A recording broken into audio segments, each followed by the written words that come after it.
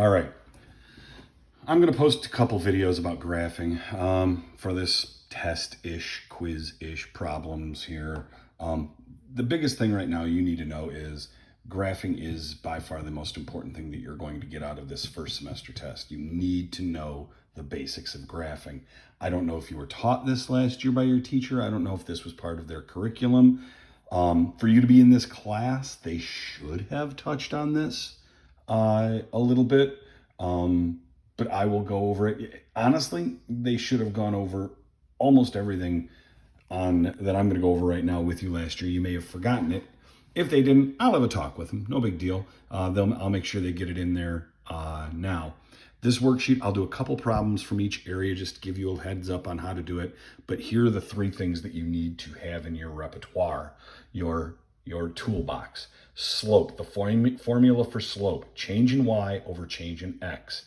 That's used like on these first two problems when they give you two ordered pairs and they say, find the slope. Well, that's what you're doing. You're using x1, y1, x2, y2. I'll show you how to do that in a little bit, but slope is humongous. You need to know the formula for slope. You need to know how to find the change in y over the change in x. Now, the slope-intercept form, y equals mx plus b. You should know this. You should know slope-intercept form, okay? Y equals mx plus b. Y and x are just the ordered pairs. The x and the y are just the ordered pairs of a point. M is the slope of the line, the rise over the run, how the graph travels, how your graph travels for this problem. And B is where it crosses the y-intercept, where you start your problem. I'll show you how to do those.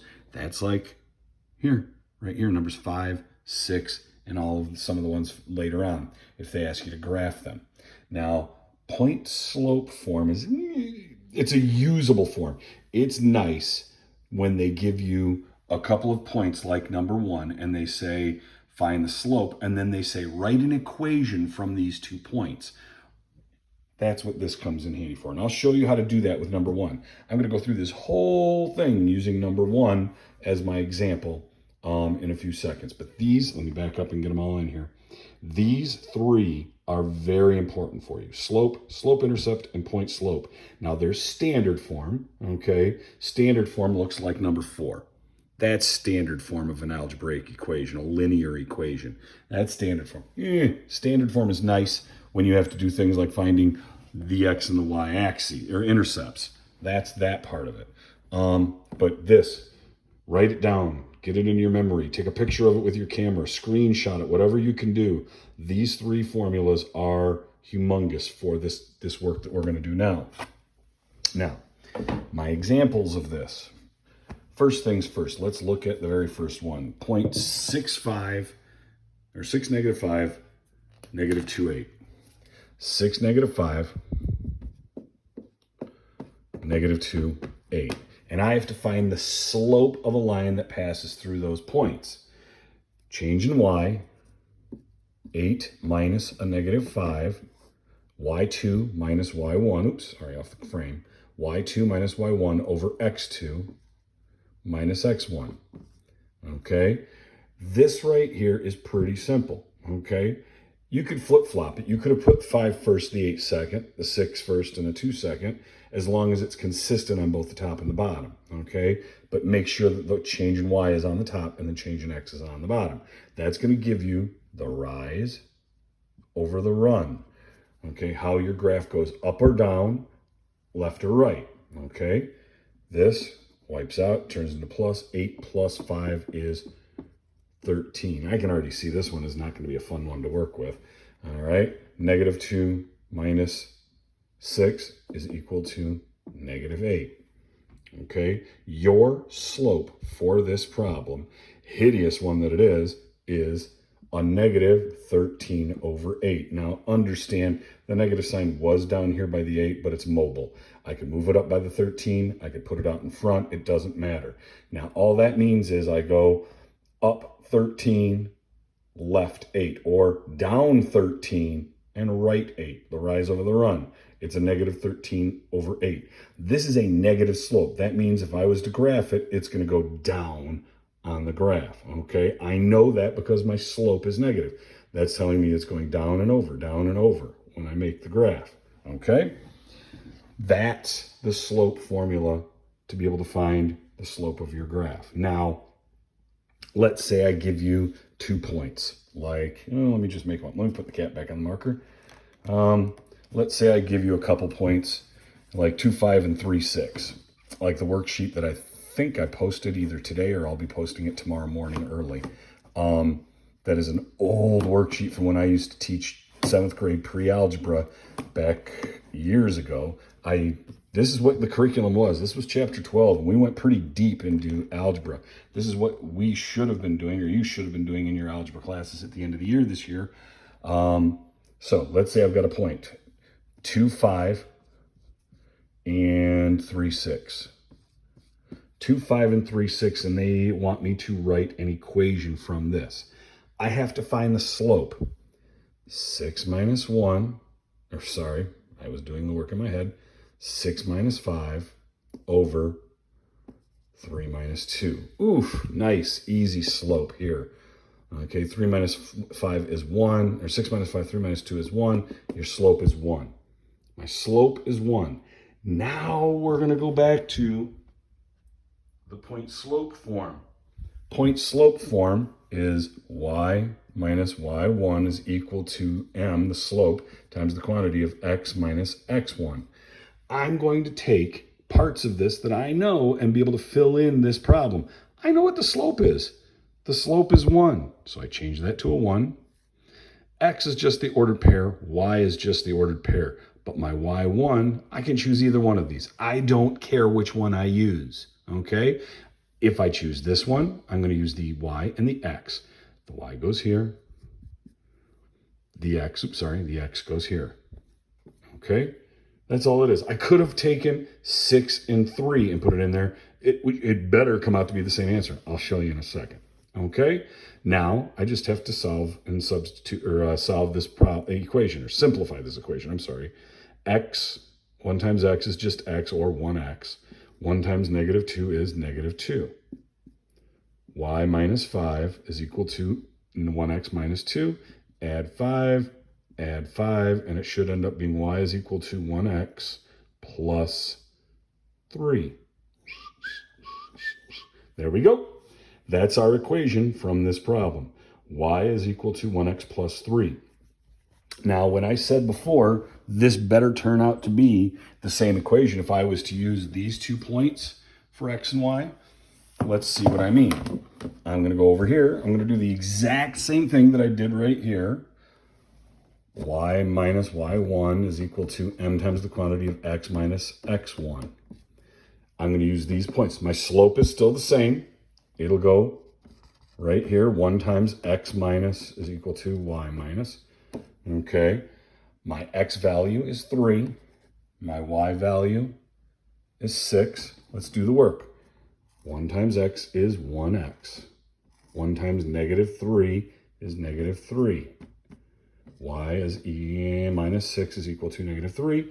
Add 6 to the other side, and I end up with y is equal to 1x plus 3. Ho, ho, ho, look at that beauty. Same exact equation from the 2 separate points. Didn't matter which one I used. They both came out to be the same equation.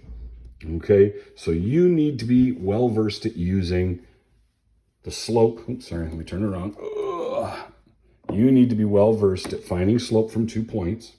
You need to be able to convert something into slope-intercept form from standard form, from point-slope form, from just manipulating stuff in here.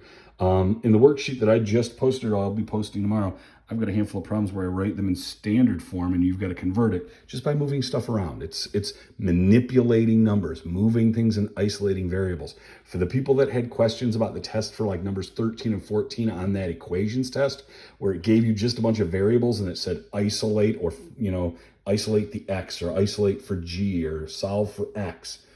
That's all you're doing, is just maneuvering stuff to the other side of the equation to get the variable that they're talking about alone. Now, with these problems in equations, let me look at this and get this opened up for you. Finding the slope of a given line, that's what we've done that. Finding the x and y intercepts, okay, that's pretty darn easy stuff. I went over that with some of the review, I think, already, but I'm going to do it quickly once I get this stinking dry erase board cleaned off a little bit.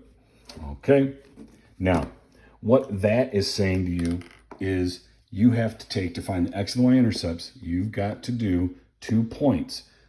Make x 0 in one of them, make y 0 in the other. So if you've got an equation in this, y is equal to 3/4 x minus 9, I've got to find the 2 points at which it crosses the x and the y-axis. I'm going to send this guy right here, I'm going to make this 0. That's the easiest one to start with. X is 0. If x is 0, that wipes out. I'm left with just y equals -9. Oh, look at that. This tells me on my graph, I go left to right, nothing, down 9. That's my point. This is my y-intercept right here. Make x 0, and that's your y-intercept. Now, how do I find the x-intercept? I have to make y 0. So this is 0. And I have to figure out what I will put into this problem to solve it. It's easy. Watch. So many people get freaked out when they see a 0 in a problem. This is simple. Add 9. And I have 9 is equal to 3/4 x. What's the opposite of multiplying by 3/4? Multiply by the reciprocal, 4/3. Because some people will say, oh, you divide by 3. No, you don't divide by 3/4. There's no dividing by 3/4. You multiply by the reciprocal. 4 cancels out, 3 cancels out. I multiply this side by 4/3. 3 goes into 9 3 times. 4 times 3, x equals 12. That means this point right here, the x-intercept, where it crosses the x-axis, is 12, 0. So, in my graph for this, pretty simply done. Oh, too much work. Hold on. You're not gone. You're still there. Don't worry. You're just facing down. You'll be back. I just had to put you down so I could erase quicker. All right. Oh, you're back. All right.